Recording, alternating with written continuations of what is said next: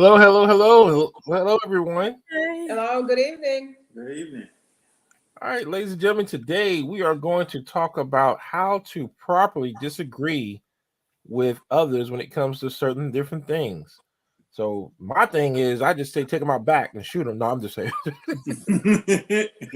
but, them to rest. Lay them down. but today, seriously, we're going to talk about how to handle a disagreement, and you don't have to get to the point where you're disrespectful. So, um, I'm gonna let y'all go ahead and take this one. Yeah, I'm gonna add my little 2 cents in at the end. But what?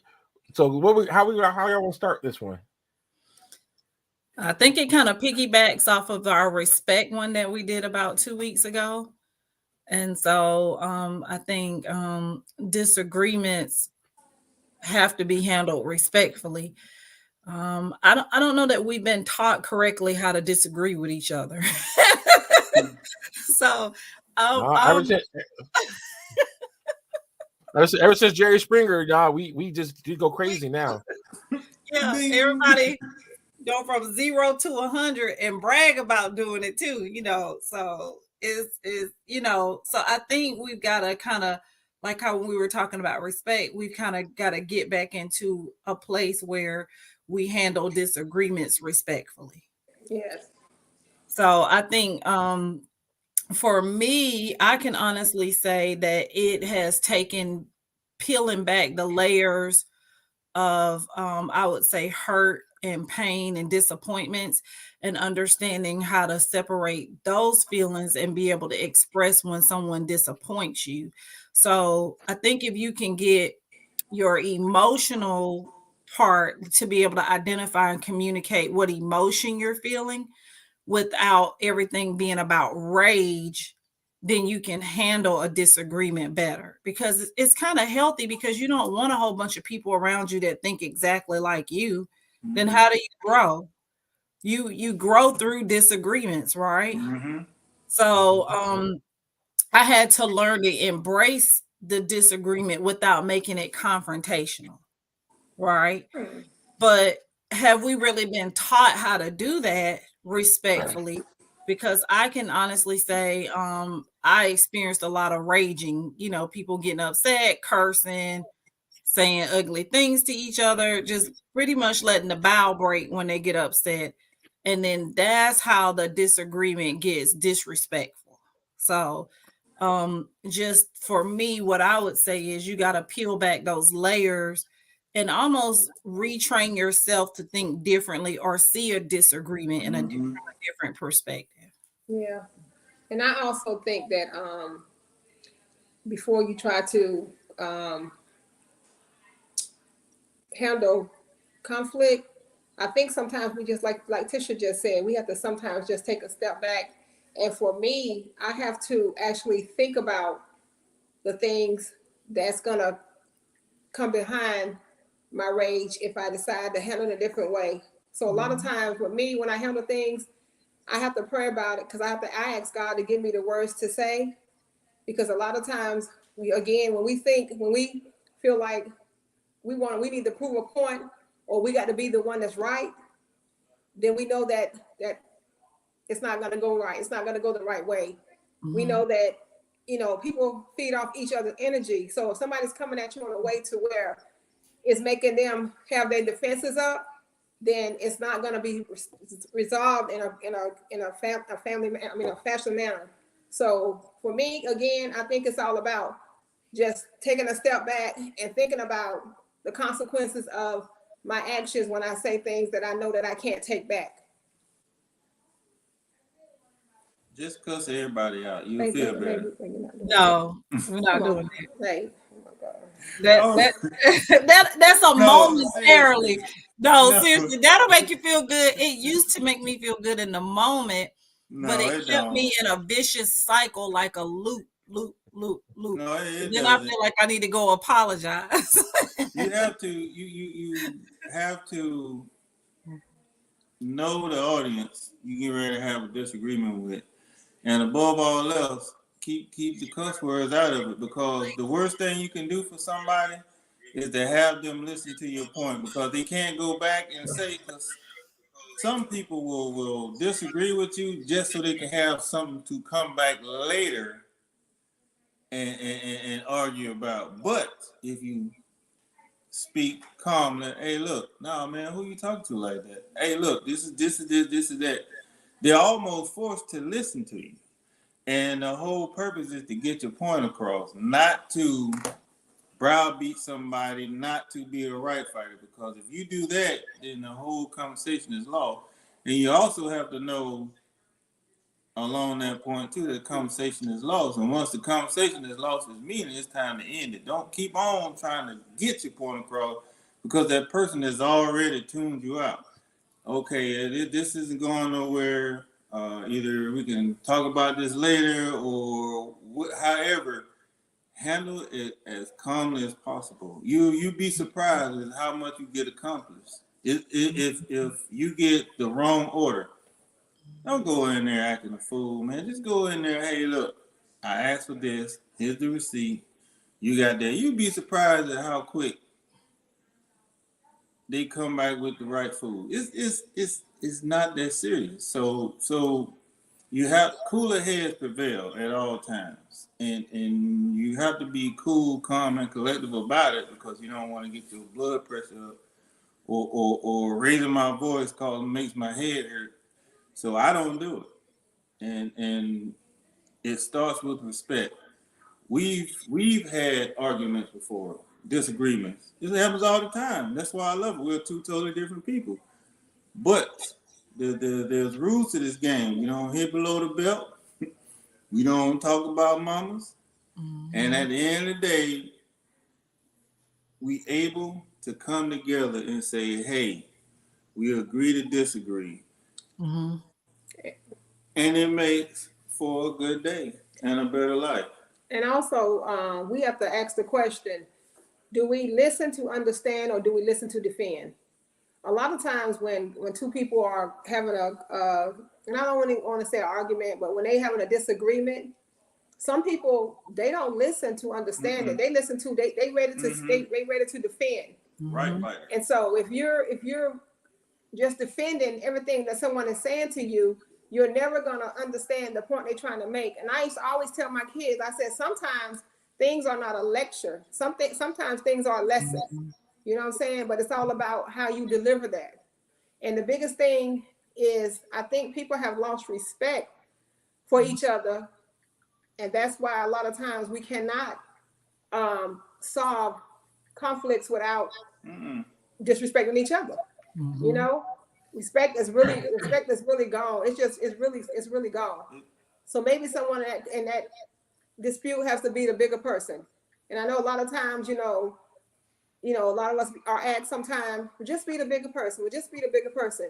And even sometimes if you do be the bigger person, if that person is they're already to 100, you either have to walk away or allow them to speak, but don't allow them to disrespect.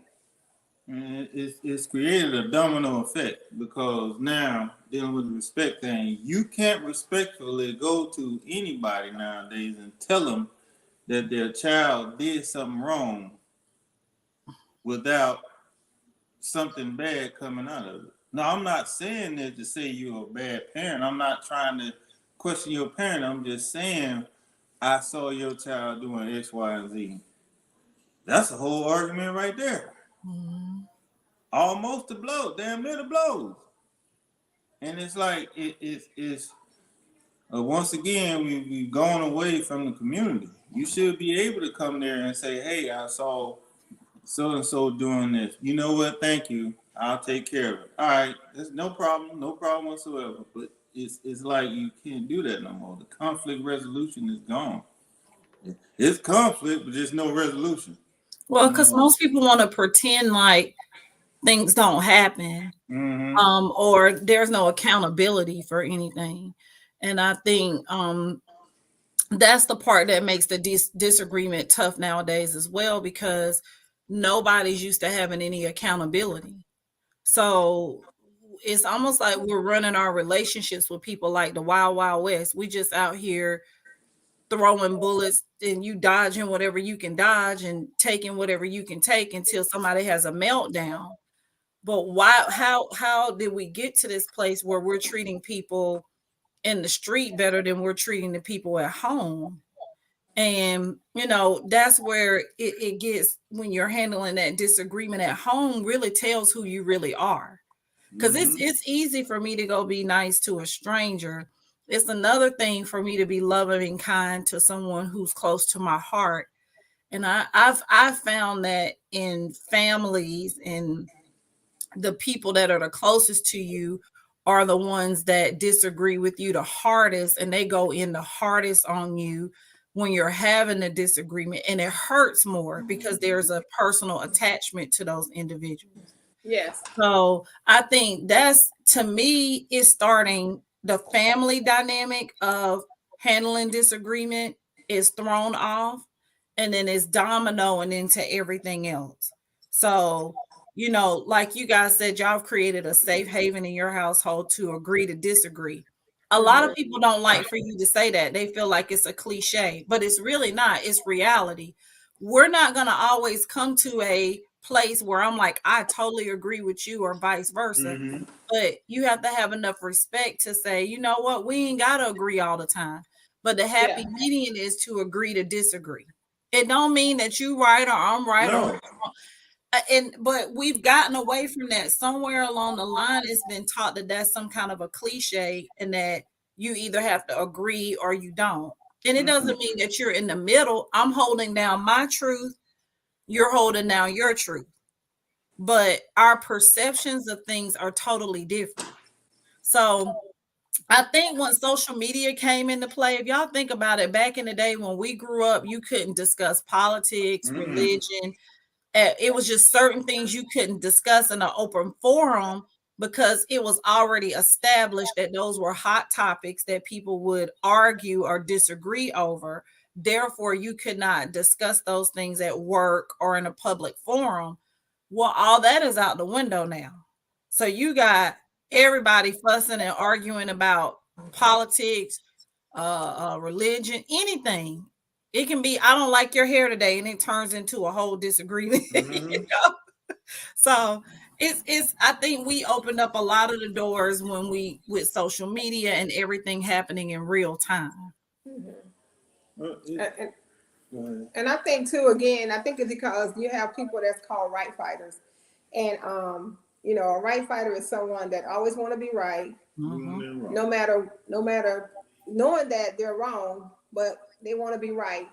And when you have right fighters and you defend everything that somebody's trying to teach or explain or make you understand, if they already got in their minds that what I say is what it is, then those are the type of people that you're never going to be able to solve a conflict with, because they are right fighters.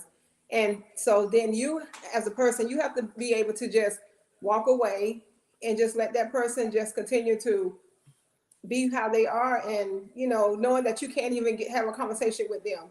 If you work together, if you work together, you see them in passing, you might be going to the same church. You just have to love them from a distance. You know what I'm saying? Because every time you get into some type of conversation with that person, you're not. It's not about winning, but you're not gonna be able to even voice your opinion, because they already have it in their head that no matter what you say, I'm always gonna be right. And so again, like I said, I think that also too, people have control issues. You know what I'm saying? Because a lot of times when you don't agree with someone, and that disagreement sometimes come into play where they will either not communicate with you for a couple of days, or not even talk to you for a while, or tell you that, well, I don't think that's right. I don't think that's the way it is. And so again, it's all about respect. It's right. No matter if me and you had a conversation, Tisha, and I think that we both are gonna agree to disagree sometimes, but I will respectfully listen to what you're saying, and then respectfully listen to what I'm saying, and then we can come to some kind of meetings of the minds. But a lot, but now we're to a part, and we're in a world now, like you said, there's social media. Everybody's trying to, prove a point. Nobody respects. I mean, it's just so many things now that just gone that to where it's like you just got to even take your chance with even trying to defend, something that is right. Right. It's like you alluded to earlier. Social media took out the resolution part, and they highlighted conflict, which is why you see all this mess on social media. Pull up, come on over. Do you don't want this, that, and the third? And people just forgot about resolution. It's called conflict resolution, not conflict, not resolution, but conflict resolution. Conflict meaning disagreement, and resolution is coming and having a meanings of the mind, agree to disagree. It's very rare. Well, Mario and I have disagreements, but we respect each other to listen to say X, Y, and Z. Okay, well, you say X, Y, and Z. Well, I say A, B, C. Well, at the end of the day, we still boys, we still friends, we still hang out because it's a conflict resolution. We resolve to solve the conflict because it's better to stay friends than to make an enemy because you don't agree with something he said. Exactly. It don't make sense, but that's what people are doing. My wife and I, that's why we stay together for so long. There are some topics that we are pretty strong about, but we have different opinions. And because we follow those rules, we always have a peaceful resolution all the time. And we respect each other. And we respect each other during the process. We don't hit below the belt. We don't talk about families. We don't do none of that. We don't say stuff just to get under your skin. Because that right there, and also, before I forget, most importantly, is part of conflict resolution is understanding that this conflict may not be resolved. And once that person starts defending and they're not listening, you need to cut it off because right now, at that point, the whole point is lost. The whole conversation is lost. You need to get out of there real quick because now it becomes toxic. And now it brings you down. So like I always say, when the conversation go left, say your piece. And if that person don't want to listen, then you got to figure out, hey, can we talk about this later? Or leave them where they are, or leave them be. You have to figure it out, but that's on the individual person. See, me, I'll talk to anybody. But if the conversation goes left, my wife will tell you, I'm done. I'm not finna sit here and go and fall into that misery pit that you're in because you don't want to listen. Okay, cool. You don't listen to me. It's easier to listen to me than to let life hit you upside the head. But if you want life to hit you upside the head, some people want to. Let them. Just be there on the back end. I tried to tell you, but you didn't want to listen. Okay, so now this is where we go from here. Right. So. And see, like you said too, Marcella, is the people who listen. Are you listening? Are you hearing too? Because sometimes people just hear what you say and they hear it. Because see, hearing is a different thing. You can be hearing the disagreement from a hurt place. Yes. Are you hearing it from a healthy place? Are you hearing it from a hurt place? Are you hearing it from an angry place? So when you listen, like you said earlier, and what you hear is two different things. And then you got to also not see the people who you're talking with as a threat or as someone who's trying to make you feel less than and then more than. Because I think a lot of people, where it comes to, and I've thought back long and hard about when we picked this subject, and I was like, you know what? A lot of the disagreements depend on what mood you're in, what you're going through at the time. That's true. All of it ties back to you. And is it more important to be right or tell your truth? Or do you even see the love that this is someone that you love and respect and care about in the midst of that disagreement? Or do you just see someone that's a threat and you're eliminating it? So I had to also look at changing my view of how I see Listening and people understanding. when I'm getting Right. into a Two different things. disagreement or discussion with them too. I don't go into it with any preconceived notion about I'm listening because I'm learning at the same time. No different than what we're doing on this podcast. If we would apply that type of behavior into, everyday settings, it wouldn't be as much conflict when you disagree because you would be able to have that respect. And I think about a month ago we discussed boundaries. That's the other thing. When you have healthy boundaries for yourself, you go into a disagreement different. That's right. So I think it all starts with how you're dealing with yourself and what are you doing? What lens or what do you see it from? What lens are you seeing it from? And what place are you hearing it from? Mm-hmm. So, and I had to learn too, just because it's the truth doesn't mean it need to be said in that moment. We have to also exercise restraint when we're handling a disagreement too. Because like Eric kept saying, hit below the belt, that's easy to do. Yes.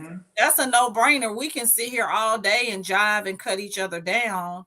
But how can I out of what's going to be edifying, what's going to come out of this? We should always go into anything wanting a good result. That's right. But I'm not gonna lie, for years, y'all, I used to argue with people to hurt them. That's just, hey, you want to go there? We're gonna go there. But I was hearing from a hurt place. I wasn't hearing from a healed place. Yeah. So you gotta know when you're talking to people too, you gotta hear what they're saying without them saying it. That's why listening is so important. And I'm always that person that comes in and I'm diplomatic when people are in disagreements with each other because I'm listening and I'm like, I think this person's coming from a hurt place. Let me try a diplomatic approach and not say you did. It's the words we say in disagreements too. We got to be careful because those words are triggered. That's right. Own your part in it too. A lot of people don't take ownership. Look, it's point the finger, you, this what you did. What about what you did to get to that place of the disagreement? Yeah.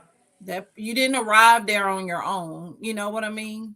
And another part of conflict resolution is being able to impart what you know on others. Right. Some people just may not know how to how to do conflict resolution. That's where you come in at. You be the objective one. I've done it and she's done it.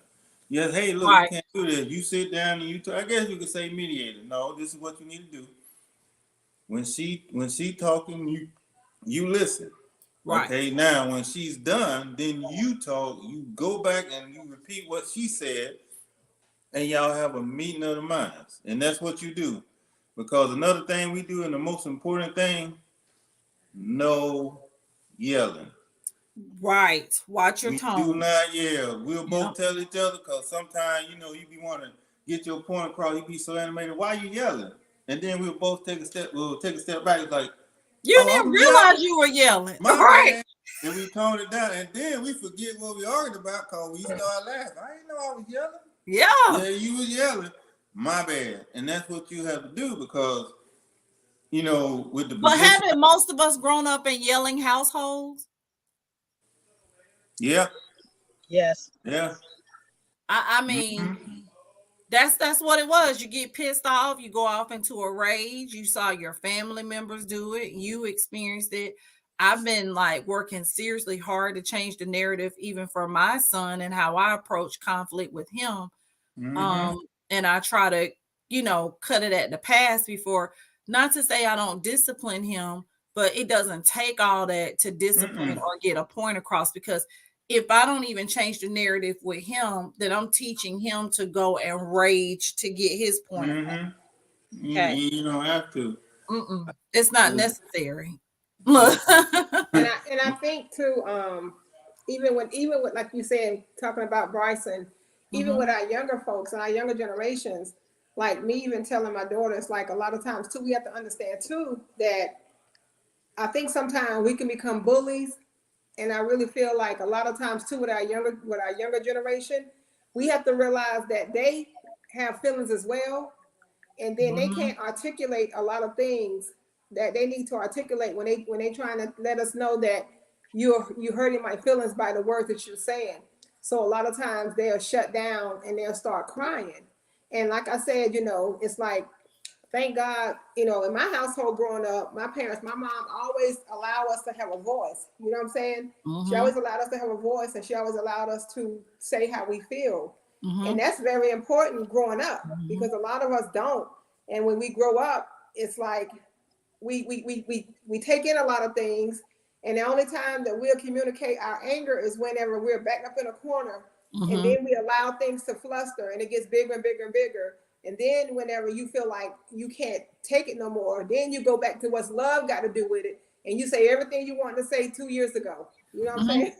Yeah. My household was similar to yours, Marcella. We were allowed to a certain extent to express ourselves, Yeah. but my mom and I are polar opposites. My mom believed in keeping the peace, and I me and the peace. If you disrupted my peace, then we gonna have to discuss what happened in my peace and your peace. So I think the biggest thing I see too is, like you were saying, how you're taught to communicate as a kid. The key thing is feeling safe in an environment, whatever you're in, to communicate your disappointments, your hurts. I don't know about you guys about how many times I've been expressing a raw emotion about something, whether it's a disappointment or a hurt, and you feel rejected. And in that moment, what I've had to learn to do is step back. And like Eric was saying, don't keep hammering at that individual, because obviously they don't see the hurt. So what became more important to that person is getting their point across. And if you know that like that person has hurt you and that's what's causing the disagreement, it's better to take a step back, because y'all aren't going to get there, because the emotions are going to be too raw and too high to resolve the actual issue. And I have a question, just piggyback on what you just said about keeping the peace. I have a 2-part question I want everybody to speak on. The first question is, what does it mean to keep the peace? And the second part of that question is, when you are hurting emotionally because you're trying to keep the peace, how do you resolve that? So the first part is, what does it mean to keep the peace? And the second part is, because I've been around people that said to me that I'm just keeping the peace, but in the same token as them saying that, I can feel the hurt, because it's like they was just taking all the backlash. They was just taking all the backlash, and so they didn't want to argue. So therefore, their answer was, I'm keeping the peace, but in the same time, they were being hurt by the person that they're trying to keep the peace with. Well, first and foremost is to know what peace is. Second thing is know what your peace is. Once you get those two things down, then as long as you are peaceful and that your peace involves that significant other that you with, then keeping the peace is conflict. It goes back to conflict resolution. Being able to argue and not hit below the belt. See, it's not keeping the peace when another person is disturbing the peace. This oxymoron is working against it. It's keeping the peace is actually keeping and maintaining. So we can argue right now, and 5 minutes later we sitting in there laughing and crying, and it's not coming out our nose from laughing so hard. That's keeping the peace. Keeping the peace is not you walking on eggshells. No, that's you walking on eggshells. That's not keeping the peace. There's a difference. And see that conflict resolution has bled into society. That's what's wrong with society, which is why nobody knows what to do when you go into these stores with an honest problem. Ma'am, I was supposed to get this 8-quart air fryer, but I only got the 6-quart. Why just give you a refund and a gift card? Is that good? No, I ordered 8-quart. Why can't you? And then they sit there, and I've seen them sit there and just do like this, and we just have a staring contest. These are managers. These are managers. When they got somebody else and they both staring. No, I said, look, this is what you do. When somebody asks you, why didn't they get this? All you gotta say is, where did you order it? Who did you order it from? Do you have a receipt? Okay, cool. Yeah, this say you got this. Well, I will find out. You can say I could find out for you, and I'll let you know. That's cool with me. But to just stand there and see, they don't realize that what pisses people off is not that the thing they got the wrong thing, is that you don't know what to do. I'm coming all the way across town to ask you this. You are a manager. Then you supposed to manage. So you should, but nobody's taught that. See, we're taught conflict resolution. We have classes on that in the Army. We have classes on that. They're not teaching anybody. There's no more schooling. Schooling is out the window for society now. Nobody does it anymore, and they have no idea. Well, Brad in the comments put hearing, listening, and understanding. So that's what you're talking about, comprehension, Eric. Mm-hmm. And so, and he's absolutely correct. When you're hearing, are you hearing, listening, and are you understanding, which is comprehension, right? Mm-hmm. Yeah. So basically, what you described was the comprehension skills are lacking, and that's the other thing that to answer your question, peace comes from understanding too, Marcella. And to answer your question, a peaceful resolution has to do with comprehension and understanding. Yes. Because I can't be peaceful about something I don't comprehend or understand. That's where the disagreement comes in, and it goes to the left, because a lot of times, if you can comprehend what someone's saying, you're more than likely almost saying the same things. You're just saying it two different ways, or however it goes. But the piece that what I was referring to as a kid is, if you see your parents arguing and you see your mother just bow down in the argument, and then she come back and do all this fussing with you in the corner about what she didn't like, but her and your other parent never came back together to get back to a peaceful place. To me, what that does, and you see it a lot of times in the workplace too, it causes disharmony. Because now you're pinning other people against that person, but you're not talking to the person you have the issue with, all for the sake of keeping peace. To me, that's not a peaceful resolution. To be quiet is not peaceful. Okay. Because then it goes back to what you guys have been saying originally. That's when you start hitting below the belt and all this stuff. People start almost like regurgitating things onto you because they held all that stuff in. So my take is, what I've worked on myself is how to express disappointments and hurts when you're in an argument or a disagreement without getting disrespectful. And the way I always see it is, if I say I love that person, then love has to be at the forefront, even when I'm not agreeing with that person. Yep. And if you stay in a loving perspective in your mind, then you'll handle that disagreement more respectfully anyways. So that's how I keep the peace for me. Well, and I asked that question because that was you could be fine. I asked that question because that was stated to me with someone, and I think that a lot of times too, when a person say that they just try to keep the peace without having a voice, I think it's because that person has been disrespected, beat down. You know what I'm saying? And I used to always ask my husband the same question. You know, a lot of times we have that pillow talk. You know, it's like having peace in our household. That means both of us.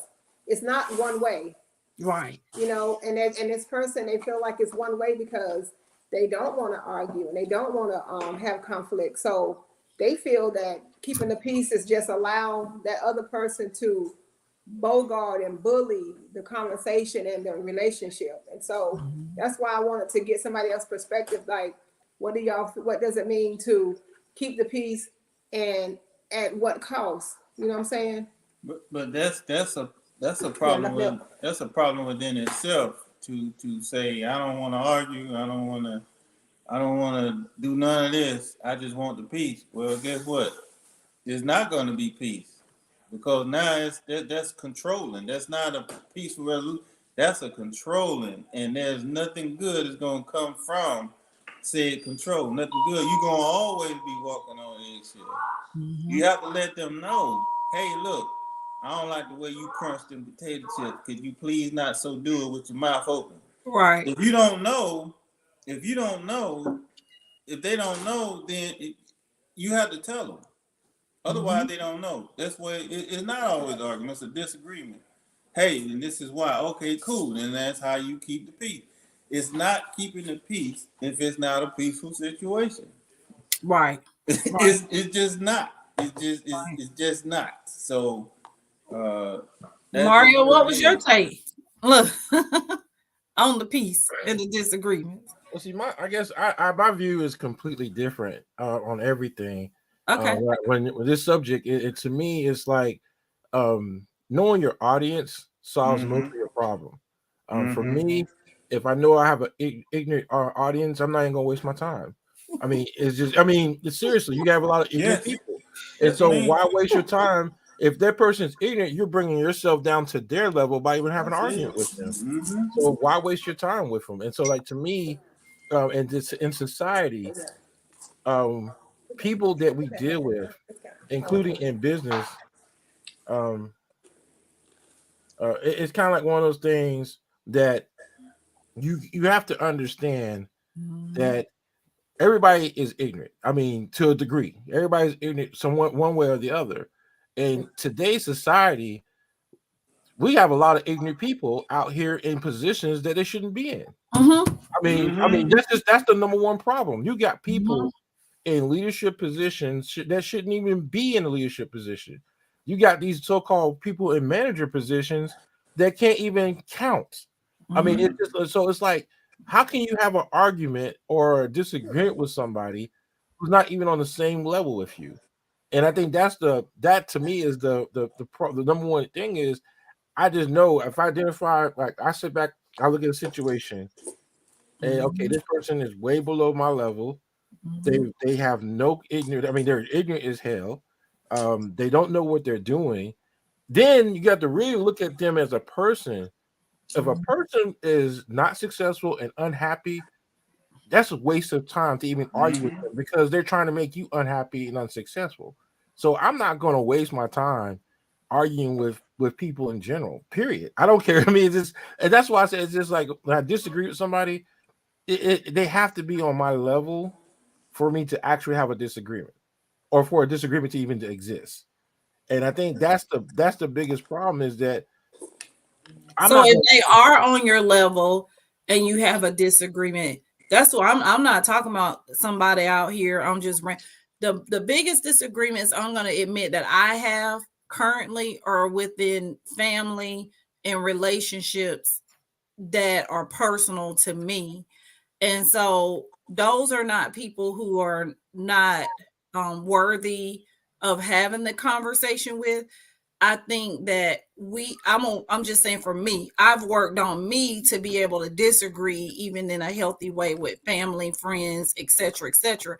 It's not to say I'm going to go on and on and on with you, but if you're having a disagreement with your wife or your significant other or your child, I'll say again, I think a lot of us has been taught to rage about it and not speak about it, or to shut down and don't discuss it at all, for the sake of protecting the peace. That's my issue with that. People don't want to disagree or have the argument or have the tough discussion. They want to act like it doesn't exist and paint a pretty picture, and then we end up in divorce court, or we end up in a toxic relationship. I think it's time out for not discussing tough things that are bothering each other. We've got to learn how to express disappointments and hurts. I'm talking about in relationships, like people who matter. Look, I guess, and again, I go back to it's the same. It's almost the same scenario. Is the person that you're in a relationship with? It's like, again, it goes back. Now it's different when you're first beginning a relationship, but if you've been with somebody for 25 plus years, you know them, you know your audience. So it's kind of like the rules of, and this is the military method of looking at things, is rules of engagement change with the people that you deal with. You know what to do, you know what not to do. So to where and that's what I say, I don't really have those issues where I have a disagreement. Like most of the time, the Scorpio in me, I don't get mad, I just get even. That's just me. That's that Scorpio side of me. So it's kind of like one of those things to where a disagreement, I mean, it's kind of like one of those things to where, okay, like again, let's take that same scenario. You go to the drive-through. Okay, I don't know why people get upset. We already know if you ain't going through Chick-fil-A, they're going to get your order wrong. I mean, that's just point blank. Let's just put it out there. If you're going to go through, if you're going to go through drive-through, go ahead and be prepared for it to be wrong. That's right. That's the thing is your expectation of people is where a lot of people have a lot of disagreements. I don't have a lot of expectation for people today because most of the time you already know what to expect. Yep. You go through McDonald's, what the ice cream machine is down again. Okay, ain't no reason to get mad about it. You already know. If you go to McDonald's after 8:00 p.m., that ice cream machine is going to be down. So there's no reason to get mad or upset about that. So when it comes to relationships, it's kind of like almost the same scenario, because it's like you can't have a disagreement if you know the person. If you have a disagreement with somebody that you know, you're looking for a fight. I mean, I'm just saying. If you go, I mean, if you have a disagreement with somebody, you're looking for a fight. So why even have? And I think that's the thing is, it's like keeping the peace. To me, is like I'm not going to go off the hinges over something petty. And that's where and see, there's a difference to where you're having a disagreement and you're being petty. And that is the problem. Is we got a lot of petty people. They're not having to disagree. They're just being petty. Like, I mean, I've seen it happen so many times. Like, person come in there, they kicking in the trash can. You gave me cold French fries. Wow, dude, that's for no, get some more fries. It's not that serious. It's to me, it's like there's a way you go about a problem. I mean, like, for example, it's like when I'm gonna say work is probably the most that I can see a disagreement coming about, because in work you deal with ignorant people, period. Either either you're over, like, especially if you know you're more qualified than they are, and they're in that position because Billy Bob gave them a hookup, or they know somebody that knows somebody.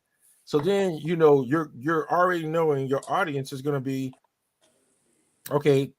First thing is, this is an ignorant person. They got the hookup, and that's why they're in a job. Because you kind of like dismiss the argument before it can begin. And that's my strategy on how I deal with people. Most time, if it's going to be an argument about something, I mean, it's just crazy. Oh, you didn't play the right song. Okay, I'll get it right next time. Keep it moving. It's like there's no reason to get upset about stuff. Like me, I had major anger management issues in the military because I dealt with a lot of ignorant people. And that's where it come down to it is, once you put yourself in a situation and you identify the person that you're dealing with is ignorant, I'm gonna dismiss this because that's an ignorant person anyways, and keep it moving. There's no reason to I wouldn't even waste my time having a conversation with an ignorant person. It's just a waste of time. Would you say you changed your mindset to have no expectations, get no disappointments? Would you say that that's how you started looking at people and situations so that you're not getting disappointed? Right, You just don't have any expectations, like, period. Ever since COVID, it's like the whole world has turned stupid. Everybody is ignorant. Everybody wants to be petty. Everybody wants to argue. Everybody wants to fight about something. So it's kind of like now I just got to the point where I'm not going to encourage that type of behavior. I'm not going to give them the satisfaction. Giving them the satisfaction is to get in that disagreement with them. Right. Because just having that disagreement, it doesn't matter if they win or lose, they're satisfied. Now you're upset and you're disagreeing with whatever it is. So they don't won the battle. So to me, I don't engage in that situation.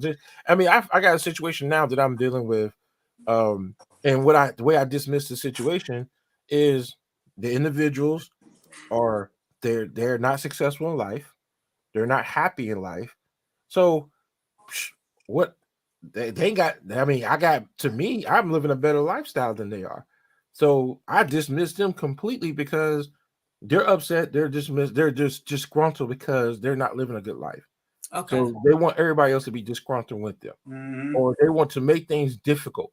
And so those people who want to make things difficult, you have to learn how to cut them out. See, me, I'm no nonsense person to where I just don't encourage or deal with people. If I see the internet, just like myself, remember the situation where a guy, I don't know what it is, he wanted to talk trash about me being a DJ. Okay, you express your opinion all you want. But guess what? That individual didn't have a job, didn't have a car, didn't have a house to stay in. Wow. Got, he had all kinds of crazy, stupid things going on with his life. Why in the world would I want to bring myself down to a level to somebody that can't even take themselves from here to there? So I'm not gonna waste my time with that argument. And then So he's you younger say than it's the misery loves company right, mindset. right. So Most of the time when people want to disagree, it's not has nothing to do about the situation or the thing you talk about. They just want you to be miserable. They want you to be start an argument. They want to do things on purpose just to bring you down. They'll see you if you're that happy-go-lucky person. Oh, they just want to find some kind of way to get into an argument with you just to bring you out of that thing. I don't say that. My thing is when I would say, don't let someone steal your joy. And when you disagree with somebody about something, you automatically take down. See me, the Scorpio in me, it's just like I said, I'm again, I don't get mad, I'm just gonna get even. And when I get even, then you're gonna wish you never met me. So I mean, it's just one of those things to where I mean it's kind of like one of those things to where people these days expectation on what to expect. Like I know, and then I'm gonna tell you that in 2023, if you're expecting them to get it right when you go through the drive-through, you're a fool. You're wrong. That's the expectation right off the bat is you should not get into, you should never accept someone to do anything the right thing. Like when you go through Walmart, you already know when you go to Walmart, you automatically have to put your mind in the right place.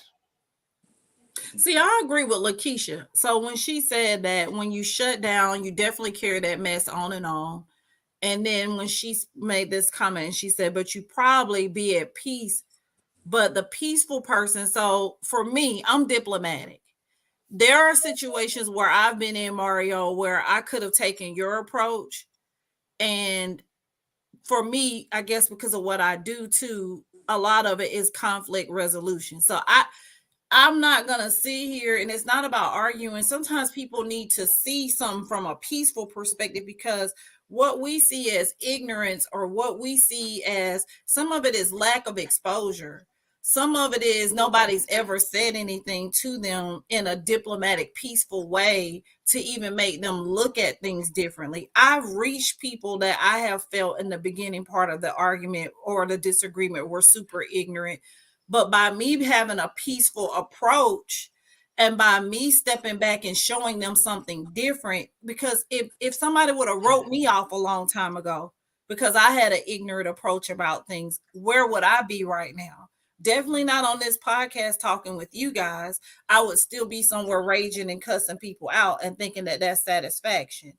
But because someone cared enough to explain some things to me and to break some things down to me and to start having me to look at generational curses, even in the way that we communicate and teach and work, interact with each other, it caused me to start making changes that I wouldn't have met you, Mario, because I wouldn't have been in that mindset to be around a Mario or Eric or a Marcella or any or half the friends that I have, because I didn't have always positive examples of how to handle situations. So, but because I've put in the work, I can now sow that seed into other people. And that is really what's happening to our younger generation. We're writing them off. And what if someone would have just wrote us off? Where would we be? That's how I look at it. And I'm not saying I'm going to sit there in the trenches with you and dig you out because I'm not God to anybody.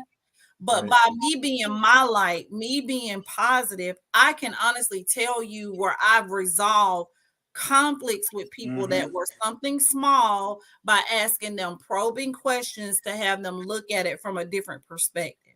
And it has caused those individuals to bond back together or to have positive relationships and to look at their hurt, their pain, their ownership of it differently.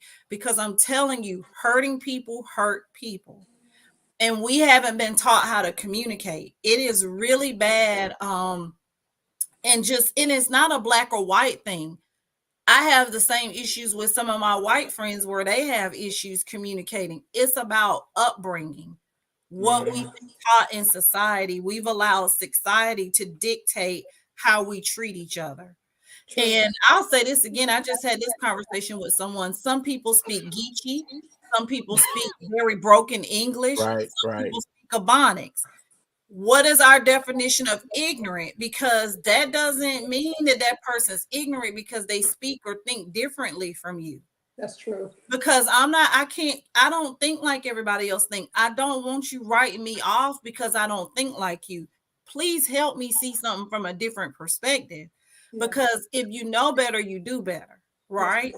But you can't we can't expect differently from the people at McDonald's and Wendy's and wherever if we don't hold those people accountable and approach them in a diplomatic, peaceful way as well. So we got to understand when this adult timeout, this pandemic happened, a lot of people started suffering from mental illness. A lot of people broke down. A lot of people felt isolated. It's not ignorance that we're seeing. We're seeing a lot of broken people. Okay. Where we had already been putting in the work, a lot of people had been doing nothing with themselves. Well, and that's the thing is you got to look at it too. You got two things now. You have people that suffer from the COVID, but then you had the Trump factor, and the Trump factor is no matter what the truth is, people didn't want to believe the truth.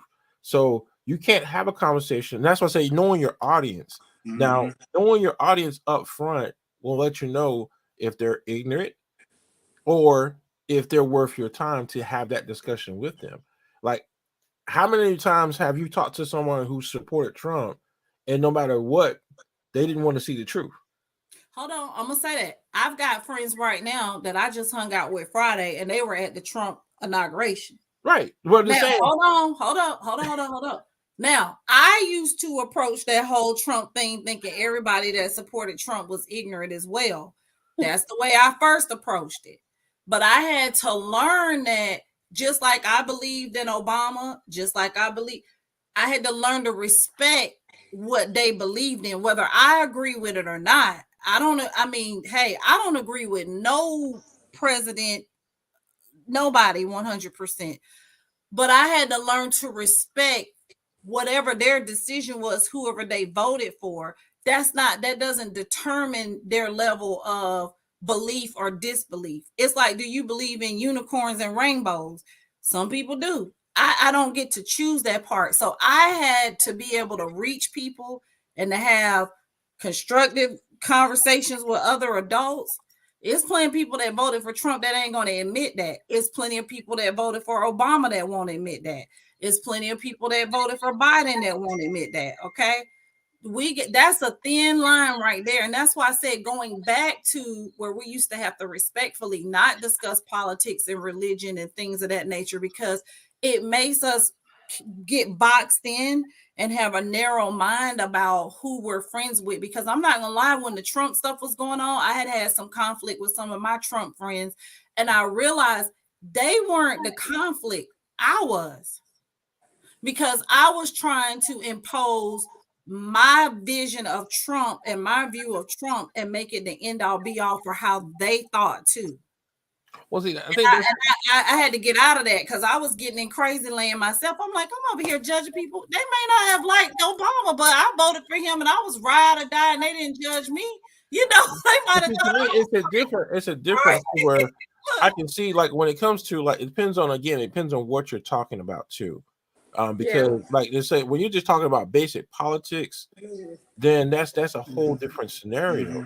But when you are when it's written on the wall, like, okay, I mean, did we ever see how the outcome of Trump was going to be this? Of course, we saw it coming a mile away. It's like if you deal with a person, this is the part that I when I say people are ignorant, if you deal with a person that has, and I know there's always a chance for someone to redeem themselves, but if you deal with a person that for 22 years they constantly always stole something, what's your expectation of them when you put them around money? What's your expectation if you put them around money? I don't trust nobody with money, so I'm just saying. But see, that's what I'm saying. But see, what I'm saying is, when I'm getting to the point that is, look, wait a minute, Mario. I get what you're saying, but money ain't a good example because I think in any given situation, if somebody feel like they can get away with something, they will. Look, but I'm just saying that in general, people do not. A lot of disagreement comes from people don't want to accept the truth. Look what Stephen just said. A lot of people supported Trump for the money, and they knew the consequences. Right. And that's it didn't matter. It didn't matter to them whatever the outcome was because they saw it was about protecting assets. Right. That's what I'm saying. It depends on what part of the conversation you're having. And it's just like for example, I mean, would I hire somebody that has a record of robbing banks to be in charge of my bank that holds my money? I mean, it's just like those are like some stuff is just common sense. And I think and there's a difference between, we can debate politics back and forth, but there's some things that is just point blank common sense. I mean, like I said, and then like I said, for someone to make a comparison from a crook versus a politician, to me, it's the same thing. Right. So it's kind of like one of those scenarios to where it's like, why even? I mean, it's just like Trump is a politician and he's a crook. Politicians are all crooks. All of them are. All of Look, them. I don't know one that's not. That's why, when you go vote for anybody, you don't know what they're going to turn into. It's a lot of broken promises and babies getting kissed and hands getting shaken. And you got to figure out the grit. But see, a lot of people had a lot of disagreements about politics. But guess what? In reality, it didn't really matter because they're all crooks. So that's just one way to where you just shut it down across the board. Is that, and that's why I said, to me, it's like when you have a disagreement with somebody, you really have to know who your audience is. And I think that solves I would say that solves about 75% of the problem. Now, if you're having an argument, like let's say, for example, we have common sense is not common. I agree 100%. But it just said it's not a fruit that grows on everybody's tree. It really isn't. It's just not.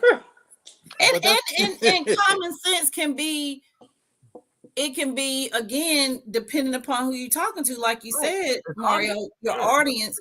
But I had to learn what I see as ignorance in people is not always ignorance. It's a lack of exactly selective reasoning. It's a lack of knowledge. It's a lack of understanding. It's a lack of sometimes some people don't have compassion either, and that's why a lot of times conflict won't be resolved because some people they don't have compassion. Like you said, it is a lack of knowledge. Common sense ain't common. You know what I'm saying? It's like when you get to a point to where you've been a certain way most of your life, it's like sometimes not everybody, but some people are just going to stay that way. Some people are going to just stay that way. And no matter what you try to say, however you try to say it, you can bring facts, whatever the case may be. It doesn't matter because some of us are set in our ways. And when we set in our ways, we set in our ways when it comes to everything, when it comes to conflict resolution, when it comes to relationships, when it comes to being a friend, when it comes, you know what I'm saying? So therefore, like, again, I agree with you, Tish, and I agree with you, Mario. It really do depend on your audience. And I get your point when you was talking about, some of your friends are Trump supporters, and I get Mario's point too, when he was saying the ones that are Trump supporters, that's basically, you can't have a conversation with them because no matter what you say, it is what it is with them. So I get both points, but like I said, it really goes back again to respecting yourself first, and then having respect for that person that you're trying to have a conversation with. And then, research before you get so defensive. Research, do your homework. Me and a friend had a disagreement some years ago about Michael Vick. And she felt like he didn't deserve to be in the Football Hall of Fame or whatever was happening with him.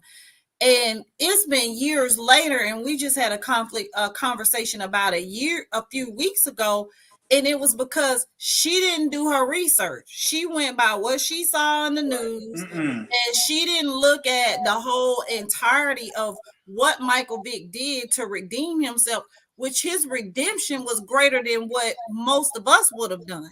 And so my thing is, we have everything at our fingertips. Before you argue with someone, to know your audience, but also know your facts.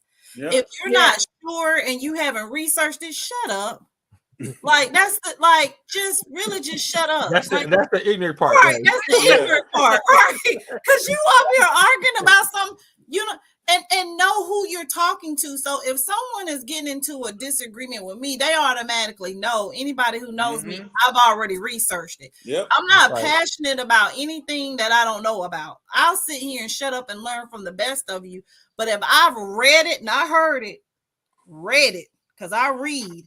I learned a long time ago, you read it. You go back and you find the transcript, the dialogue, the original dialogue. You don't go by what you see on the news. That's persuasive, right? Yeah. So you go back and you read and you dig your dialogue from the facts. You fact find, right? So a lot of us aren't doing that. We just go off of what Joe Blow say. And I'll give y'all a simple example. My godmother was telling me, oh, Goodwill, I don't go take my clothes over there no more because you have to go online and get the slip. They don't give you the slip in person no more. I was sitting up here holding on to my clothes for weeks trying to make it over here to the capital. Thinking I'm not going to get the slip. Some said, go on up there to Goodwill for yourself. Went on over there to Goodwill. Guess what I got when I asked for it? A whole slip. Okay. But we sat there and argued on the phone about the slip. But then you have to but there's another thing too, is you have to understand what someone's objective is. Right. That's why I say this, is that if someone's trying to have a disagreement with you, there either is a direct objective or is a hidden objective of what they're trying to do.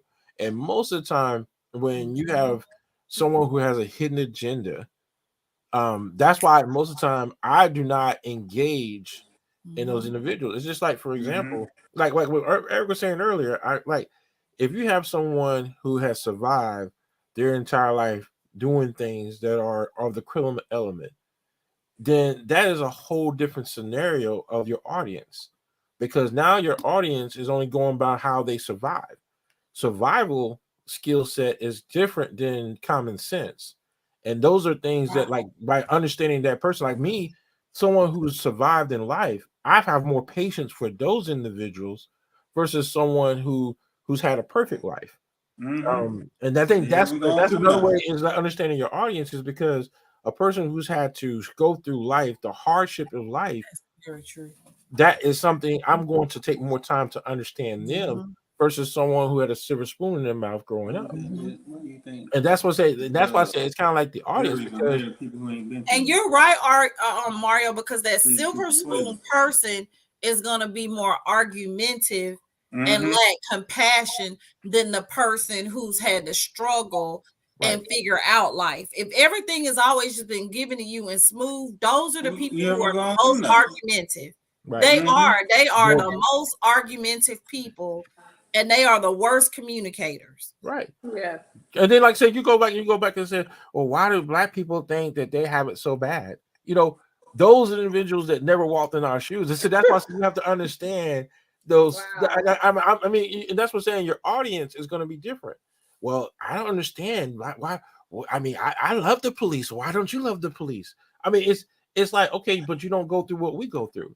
So those are, like I said, that's why you have to really understand your audience, because if they can't see how you live, if they can't understand your struggle, then that that's why I say it's a waste of time to even have a conversation with them. But let me say this to us as Black people too, because I learned a lesson a few weeks ago at a brunch with some of my white friends. They were talking about their son being pulled over for a DUI and their daughter coming on the scene for the son that was pulled over. Well, in my mind, I'm sitting up here as a Black woman saying, oh, y'all was worried about something with the police? Oh, I didn't think y'all had to worry about that. Right. That's me going into this thing. This is how I'm looking at it. They ain't got to worry about it because they don't have those issues. Well, I got schooled at that breakfast that it don't matter the color of your skin. If the police is dealing with someone and it's an aggressive situation, right, the little white girl rolling up can get hurt just like the Black girl rolling up. Okay. So I think sometimes we have to be careful too as Black people. And I had to check myself leaving that breakfast. And we even had an open discussion about it because I was like, I didn't know y'all be worried about that. Like it never prior to having that conversation, but it didn't, like you said, because of the audience, Mario, right. We didn't get into a nasty discussion about it. Right. So it's not that, and again, we all love and respect each other. Right. That's why I said when you're in a disagreement or trying to understand something, you got to know if these people love and respect you too. And right. That's how you know if people love or respect you, or are they just tolerating you, because a tolerant person of you is not going to try to understand you. Right. But somebody who has accepted you is going to try to understand you. Because imagine that conversation if none of us loved and respected each other at that table. That could have got ugly, because here I am as the Black woman, and I said it just like I said it to y'all. Y'all worry about that? I ain't know y'all had them issues. So again, I learned something because we took a loving, diplomatic approach about it, even though my initial response was not necessarily positive, because I was right. like, right. And I think that's one of the things that people have to understand is, like, to me, and then again, I mean, like I said, you go back and you look at, and that's what I say, every situation you have to look at it in detail, because like I said, when it comes to poor people, color don't exist. Poor is poor. Don't and it's like the way a poor person is treated is bad across the board. So I've learned that growing up, because growing up poor, I saw every color out there. I mean, every color that exists was in that same place where I was at. Yeah. And so it's kind of like one of those things to where people have to understand that every audience is going to be different. So it's kind of like when you address a situation, like, for example, if I know, like in the military, if I knew I had to go toe to toe with somebody and I know that they were going to be ignorant, okay, let me go ahead and put this bodysuit on and get ready, to rock and roll. But if I knew I was going to be able to go and talk to somebody and they're going to have an open mind, then my actual deep. So it's like, that's what knowing your audience solves most of your problems up front. But if you know that this person, like, okay, going to talk to this person, they're stuck in their ways, they're not going to change, they're hard-headed, I'm not even going to waste my time. Because like some people, once you get to a certain age, some people are just not going to change. And you can respect them for that, and you just know how to deal with them. So where your approach is going to be completely different. You never put yourself in a situation where you're going to have a conversation where there's going to be disagreement. And it's weird, but it's like in the military, it's a tactful way of how you handle a situation. And you diffuse the situation if you use tact. Like, now, if you go in there gun blazing, then they're going to come back gun blazing right back at you. So it's kind of, again, that's why I say the approach is knowing your, I mean, to me, knowing your audience up front will solve most of your problems. Know your audience, and more important than that is to know yourself. Because understand something with this conflict resolution. All right, this is what people don't want to talk about, the dark side. If you know this person you get ready to talk to, the conversation is going to go left. If you know that going into it, why are you calling them? Right. Why are you calling them? And then when you call them and the conversation go left, now you sitting there like a deer in the headlight. Oh, it went left. Yeah, what did you expect? So what you have to do now, I'm not saying write nobody out. What I'm saying is, if you're gonna call that person, your expectation should be, I'm gonna peacefully say my piece, and if it goes to the left, then you need to end the conversation. If you're gonna call them anyway, have a reasonable expectation. Okay, Mario, this, and this. You know what? I tried to talk to you. This ain't going nowhere. Hang up the phone. Don't sit there and argue with him. Well, you said this, but I'm gonna say that. I'm gonna say, and now you got a whole hour and a half. Now both of you stroking out. Need to call 911 because your blood pressure went up. No, do one or two things. Either don't call them or have a reasonable expectation. Mario, today is gonna be at 6 o'clock. If you start flying off the handle, you know what? All this yelling ain't cool, bro. I'm gonna go ahead and hang up from here. But I told you 6 o'clock, and that's it. We cause so many more problems when we sit there and we try to continue to get through to them. Don't you understand? The conversation has already gone left. The point is gone. It's over. It's done with. You need to get up out of that. You need to get up out of that before they pull you under. Well, I think a big thing that I just learned, and I'm going to use the Oprah term, an aha moment for me, was really those silver spoon people. Because that's who I typically have had my most disagreements with. Because I remember seeing a statement years ago, to be dateable, you have to be relatable. So when you find these people with the silver spoon mentality, those are the people that none of that happens and everything is freely and perfect all the time. Right.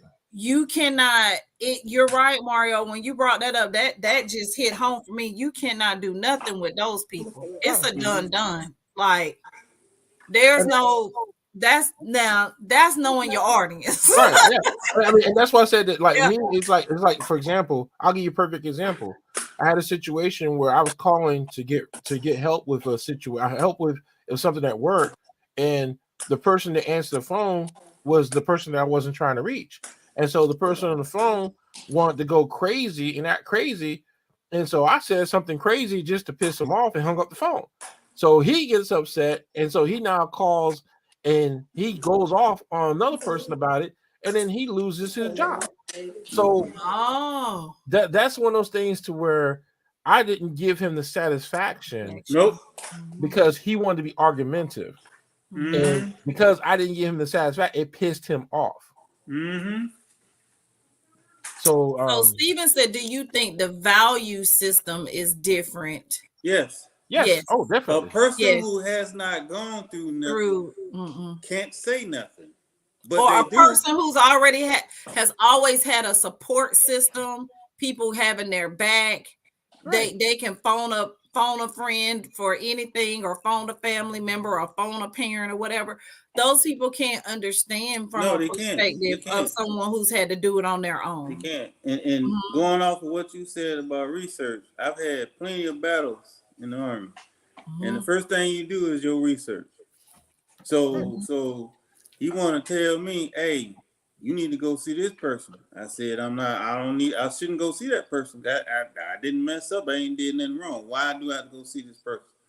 What do you want to see? Okay, well, I'm going to tell you something. This conversation ain't going to go the way you think it is. Conversation ain't going to go. The best way to get back at somebody is not to yell, not to argue or curse, because guess what? They can shut it down and write you up. No. You hit them with facts. You hit them with the facts. You have to. Black and white facts. You hit them with their research. I guarantee you, by the time I bust up out of there with them 10 minutes, everybody in there was red in the face, except for me. I was smiling. I had stuff to do. I said, I'm not going to sit here. This conversation has gone left. I'm not going to sit here and go back and forth with you. I have things to do, unlike everybody in this room. So if you done, I'm out. I'll give you another perfect example is our children. You look at how we grew up, and you look at how our children grow up. What we have done is when we were growing up, we went through hell and back. We went through a lot of different things growing up. when we became parents, we first thing came out, I'm gonna make sure my children never go through what I went through. And that's where we messed up at. And that's exactly where That was that was the biggest part where we went. And that I told y'all, going back to the sports and stuff, where nobody was a loser and everybody was a winner. Right. Yeah. That's the other part, because you can't argue people who think they're winning all the time, Right. which is the silver spoon mentality. Yep.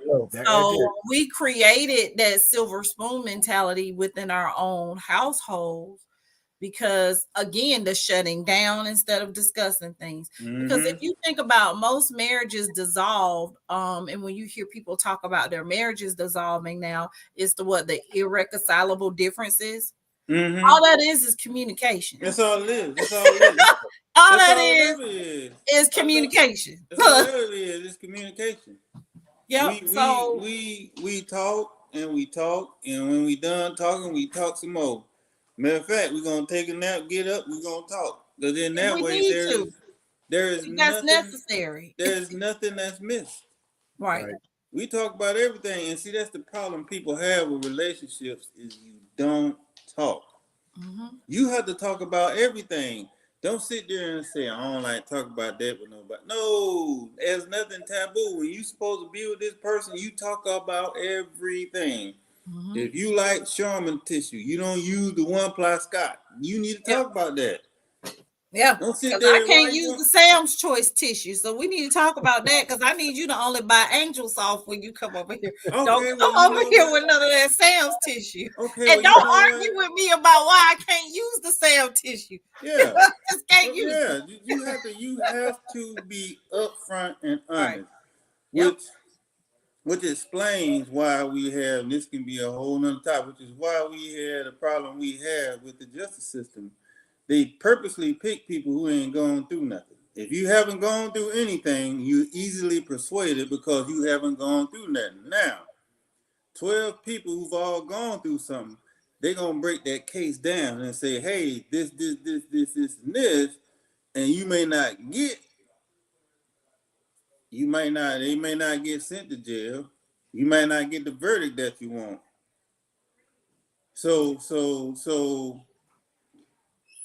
No, Donald. So you kind of missed earlier, Donald. We discussed that about breaking the generational curses with the communication. What we were just saying was teaching our kids to have this silver spoon mentality, Donald, where they don't stand to be correct. They are not held accountable and think that everything is just given to them and not earned. So no, we're communicating, but not in an aggressive, argumentative, negative way with the kids. Yeah, he missed that part. Yeah, he missed that part at the beginning. He gave a thumbs up where we were saying that we can hold our kids and other people that we love accountable, but without the aggression. That's right. Everybody's going from 0 to 100, cussing their children out, talking to their kids. It's still a diplomatic approach, even with your children, because we have to remember, when I'm raising my son, he's not going to always be my son. He's going to be someone's husband. And then I become a reflection of a woman to him. So if all I'm doing is raging and cussing and fussing every time I'm approaching him, it's too much. So then I'm just creating that cycle over and over again. And we're just washing the behavior and drying it and washing it again. You want him to tell you that you calling me a jackass to the third power hurts my feelings. Don't have him shut down, because now he gonna think that's cool to be called that. No, you call what you should be called is your name. Yes, that's what you should be called, your name. Hey, Darren. And we as the parents shouldn't get mad if they express themselves, because guess what? They're just teenage adults, which means that they're gonna be adults. So why not let them express themselves? Exactly. Because the worst thing we ever taught our children was that it was better to be seen than not to be heard. Yes. And what that did was that silenced them from being able to communicate and disagree, even in the household. So you have to create a space where even the children are safe to have disagreements with you as the parent. I've learned a lot from my son, and us being able to simply have conversations, things that I was doing that I didn't even realize that were just automatic things that were in me that I didn't even realize it. Like I'll be sitting in the office messing around with something, and he'll come in there. He's like, "What are you doing?" I'm trying to figure out this computer. Do this, and this, and he been on walk back in the other room, and I do that. I'm like, what? Wait a minute! I just spent 2 hours up here. You did it in 30 seconds. Right. And I tell him all the time. I learn a lot from him. He's very intelligent. He and it's so funny. I'll be sitting in there, ain't got no hair. I'm just scratching my head. And he come in there, what you doing? I said, oh, I'm trying to figure out how to do this on Excel or something. Oh, just do this, and this. What? So you have to put it into him to be able to do that. Because guess what comes naturally? Conflict resolution. Yep. And then we'll know how to handle what? Disagreements now. So, but it starts with, and then I think Steven said on here, it's hard to imagine the effect of hearing things over and over again. Yeah, we're all products of that, hearing negativity. And it's not over and over. You ain't gonna be nothing, or you gonna be just like your daddy, or whatever the case may be. You have to break the cycle of saying those things. Yep. And the worst part about that are the ones that don't know that you heard them. Right. You know, you're not. You can say what you want to say, but you're not the one comforting your mother while she crying because people done said stuff about her. You know what I'm saying? So you have to be careful with your words. Words hit harder than bullets. You know, bullet, you just gonna take that, you gonna pull that shrapnel out, and you gonna hear, but them words are gonna get embedded into your memory, and you gonna remember, Mario called me a good for nothing that'll never be nothing. And that's gonna stick with you. And you need to understand, it ain't what you call, what you answer to. So if you say ain't gonna be worth nothing, don't be surprised when I show you that. Right. Don't be surprised. Okay. And I think that's where, and I think that's part of the process is, like you have to develop your audience. Like if you hear somebody that says that and they didn't work nothing, then like that value of what they're saying should mean nothing. But it depends on how you evaluate the situation. Like if someone comes up and says you're not going to be nothing, and I look at them and they're nothing, I mean, well, that what they're saying, and but that's that process of learning how to your audience, right? That this is what you're going to get from your audience. And then what kills, like what's different now compared to back in the day is like pride. Pride was one of those things that caused a simple disagreement to get way out of control.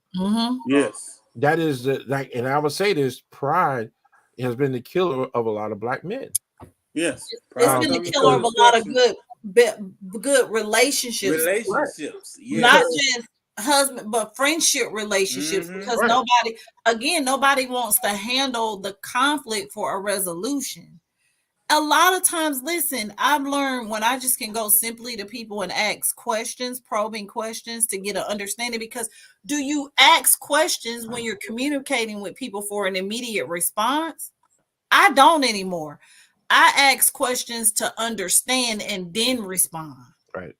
Because I can't always, if it's something I haven't experienced, then I've got to process it. Right. And I think we need to unlearn wanting people to respond right then and there. They're saying that if they don't respond, whatever, then they're telling a lie. No, stop doing that to people.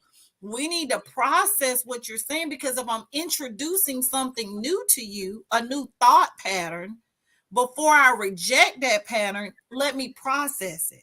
But then when some people do that, pride though, what kicks in, because then it make it like they're stupid. They start to feel stupid, so they let that pride stick up and make them do stupid things. Right. And I think that's that process, that cycle, that if you don't know, like back in the day, if you don't know, you pretend like you know, because you're trying to protect your pride. There it is. Because you're trying to blend in, fit into, instead of saying, and you're right. When you said that earlier about the leaders, that was the point I was going to make. Those leaders are ineffective in their leadership because they are not willing to grow and admit what they Right. don't know. Yep. I would rather you tell me, hey, let me step away and go research that, like I said, and get Oh, you man. the correct answer than to just blob off whatever. Right. And Mario, the pride is the biggest Mhm.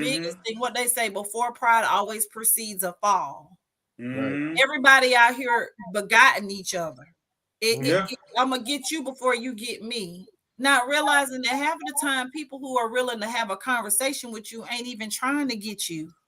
They really trying to, because it takes a lot, like you said, Mario, if to want to have a conversation with someone. If I'm willing to have that conversation with you, then that means I value something in you, Right. Mhm. or I see Absolutely. something in you.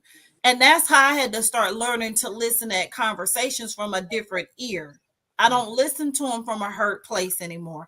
I listen to them from a perspective of, if this person's willing to sow this seed in me, let me listen at least.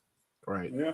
I don't have to agree with them, but let me at least listen, because I'm probably going to get something from this if they see enough in me to sow a seed in me. Let Right. me listen.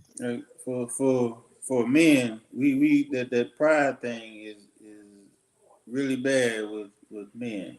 See, Mhm. me, I'm not a prideful person. I asked Mario quick, hey man, how do you do this?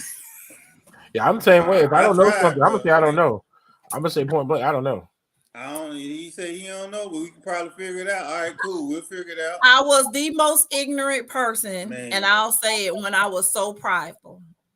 And I was so angry and aggressive towards people when I was so prideful. Once Mm-hmm. I let that pride down and I started saying, I don't know, I can get back to you. Or if you Right. know, can you share from your perspective? And life has been better, Yeah. just People peaceful. Because you people don't want to have to know see. everything. You're never No. going to know everything. People Look. want to see your vulnerability. Right. I had a neighbor tell me, you can call me anytime, make me feel good. You call me anytime, cause whatever you want, you just want somebody to show you. Yeah, I don't want you to do it for me. Just tell me what to Just show do me. and show me. Show me, then tell me. And now he said, "That's it, man. You call me anytime." And that's what it is. I love to learn. I'm not prideful. I love to learn. When last time I was at Mario house, I was asking him questions. I want to learn. I want to learn. Tell me. I want to learn something, because learning never hurts. It's the lack of knowledge that'll kill you. Oh, Yeah. so Donald just did a good one. He says mindsets dysfunctions has become a norm, and young Mm-hmm. people don't know how to change it. There has to be a renewing of the mind. Exactly. It must be intentional and repeated so that it can become a habit. Growth mindset versus fixed mindset. Families are broken from hurts and pains from some childhood experiences. Ding, Completely true. You got to go in ding. and unravel. And Right. I agree with Mario. One of the biggest things that was taught to all of us was pride. Right. Mm-hmm. That And was probably the worst seed that was put into all of Mm-hmm. us. mhm. And I've replaced my pride, you guys, with integrity. Right. As long as I'm doing what I'm doing with integrity, integrity will humble me, but it'll keep me in the righteous side of things, but it won't have me prideful. It'll have me humble and honest and human. Mm-hmm. Right. Pride makes you subhuman for some reason. I don't know. It's just a real bad thing. And it's very difficult to deal with super prideful people. Because there again, that's the audience you don't want to argument. You Right. don't want to Nope. argue with the silver spoon and the prideful. That's a waste Mm-mm. of time. Nope. And Steven, he said our struggle goes gives us a sense of pride, but always learn to marine teach. Yes. I Teach agree it. with that Yep. You 100%. will be successful. Yeah. Have an open Because mind. Have an open Mhm. mind all times. And then one of the biggest another things, another aspect of conflict resolution is going to that person that may have hurt you or caused you pain. Now, you have to go there. That's why I don't say expectation. I say realistic expectation. Mhm. All right. Go over there with the understanding that it may not go the way you want. Right. So your realistic expectation is to just go over there and try to get out what you need to get out. But understand that it might go left. Your part in that is to turn around and diffuse that situation and get away from it, because hurt people, and that person might have been hurt by somebody. So if they have never learned it, so you can go there and talk to them all you want. They may not, either they gonna be, if they gonna receive it, or they gonna be like, they gonna be prideful and not address it. You have But to, Eric, it's another thing that happens too. Again, when you are talking with certain people and you want to go get a point across, you have to be careful about that as well. Yep. Because some people don't know how to receive. Exactly. They even in them, you trying to be diplomatic with them, they only want to hold you accountable. Mhm. And then Because that's the when same way we're saying that people don't accept accountability, a lot of people have that preconceived notion when you are a humble person or a person that has integrity, they immediately try to come for you in the essence of, well, what did you do? What did you do to trigger this behavior? and see So you got to be able to own whether, because what happens is that person's perception is their reality.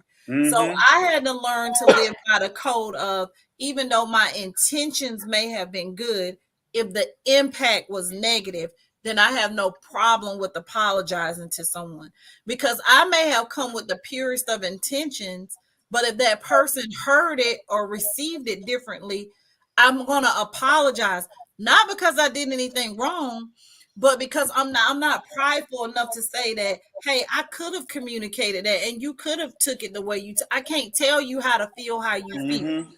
So I've learned that dissolves a lot in an argument as well, if you're able to just simply say, listen, I can't control how you received it, but if you're saying I offended you, then I owe you an apology. And then another thing is, we need to learn when to end.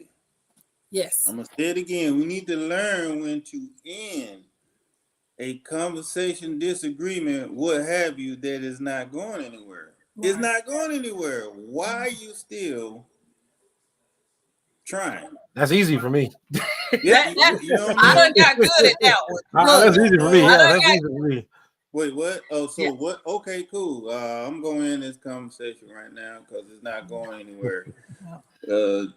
That's just it. I'm not gonna go down in the trenches, which there's no need. I didn't come here in the trenches. You was already there. I'm trying to pull you on my level so we can talk about this. You know what I'm talking about? That's fine. I just put you in that category. When you ready to talk, you know my number, and that's it. So this has been another great one. Another great topic, great conversation. Another great one. Another great one.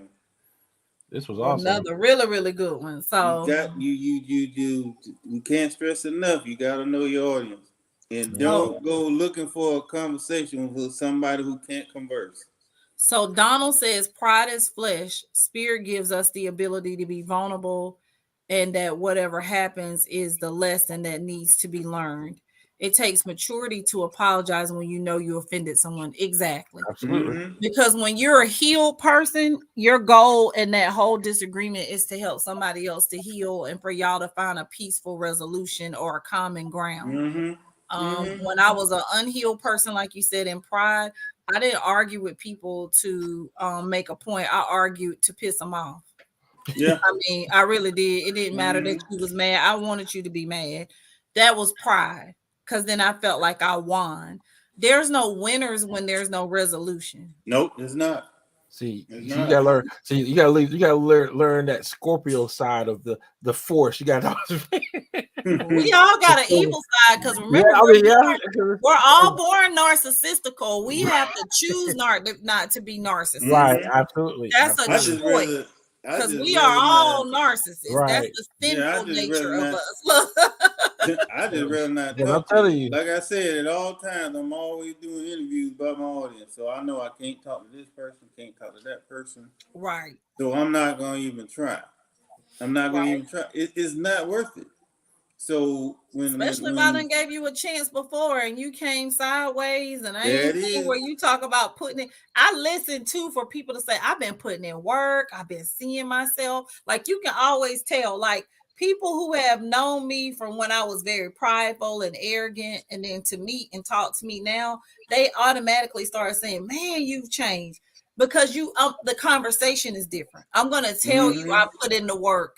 I've changed. I'm going to admit who I used to be. Right? Okay. So, yeah. And you have to understand that when people appreciate you, not tolerate, when they appreciate you, like you said earlier, you're gonna get phone calls. Yep. Right. They're gonna want your opinion. Don't be mad, bro. Guess what? You blessed. They think of you enough to call and answer them. Because you're trustworthy. You're trustworthy. You've shown They yourself to believe be in what you trustworthy. say. People feel safe to talk to you. So it's like for me and the people that's on this podcast right now, that's what I want. I want you to tell me, man, that's dumb. You may not want to do that, bro. Don't say, going to do it, man. Yeah, go. Tell me. I know with the two people that we got on here now, and my better half, they gonna tell me.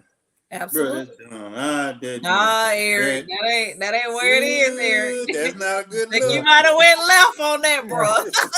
and I think that's what it is that nowadays, instead of lying to people, just tell them the truth. Sometimes the truth is going to hurt. Sometimes it's going to hurt. You can't control how the truth affects them. The only thing you can do is give it to them. You can't control how it affects them, how they receive it. You can only give it.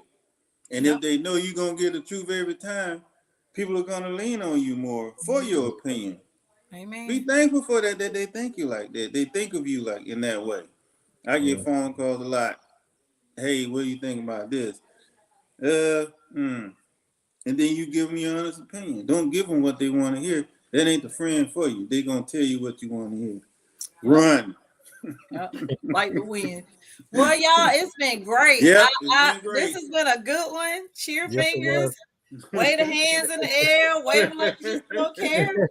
I think we have handled disrespect and tough conversations. I think we have handled it. Yeah. So, any takeaways? Anybody who joined tonight, feel free to put them in the comments. Share. Talk, we get on every Tuesday, share it with other people. This has been an awesome time, you guys. Thank y'all so much for your transparency and your honesty. You don't get that with everybody nowadays. Right. and also with those comments, you want to give some topics you like us to talk about. Yeah, we can do that too. We'll take it. We'll stick them in the comments. Put them in the comments. We're keeping it real on here. That's right. Respectfully real. Respectfully real. Respectfully real.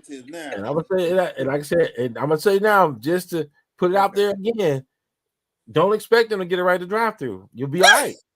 Mario, my drive-through orders are always right. That might just be a Fayetteville thing. No, see, the one thing is, if you go to the drive-through, you're all right. You living in a perfect world. That's perfect. My drive-through, let me take us when I pull up to the drive-through, I'm like, hey, how are you today? Are you having a good day? And immediately, I very seldom, I can't tell you the last time since I've been doing that approach.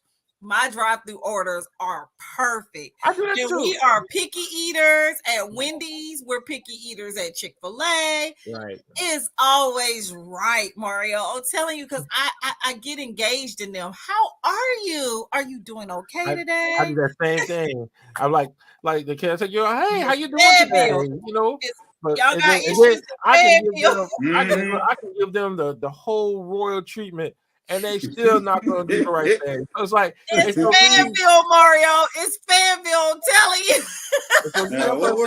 you. I go look, and I'm already prepared because I'll check my bag.